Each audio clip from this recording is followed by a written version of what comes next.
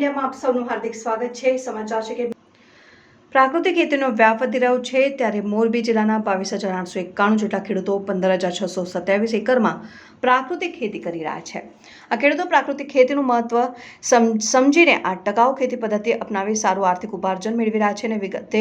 અંદાજિત આંકડાકીય બાબતોની છણાવટ કરીએ તો મોરબી તાલુકાના 6,435 ખેડૂતો 4,009 એકરમાં, ટંકારા તાલુકાના 3,022 ખેડૂતો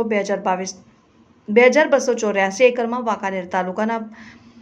579 ખેડૂતો 3,910 એકરમાં, હળવદ તાલુકાના 4,822 ખેડૂતો 3,758 એકરમાં અને માળિયા તાલુકાના 2,821 ખેડૂતો 1,666 એકરમાં પ્રાકૃતિક ખેતી કરી રહ્યા છે।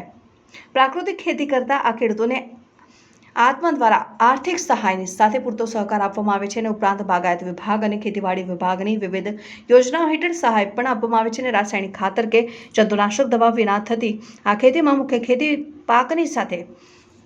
આંતર પાક પણ ઉગાડવામાં આવે છે અને આવા ખેતી પાકો એકબીજાને પોષણ આપે છે અને મુખ્ય ખેતી પાકનું ઉત્પાદન ખર્ચ સહજીવી પાકના ઉત્પાદન અને આવકથી નીકળી જાય છે જ્યારે મુખ્ય પાક નફામાં મળે છે અને પ્રકૃતિ અને ખેડૂત બંને નફાકારક આ ખેતી પદ્ધતિ અપનાવીને અનેક ખેડૂતો આગળ વધી રહ્યા છે। રિપોર્ટર વિપુલ કુમાર થરેશા, ન્યૂઝ 7 ઇન્ડિયા।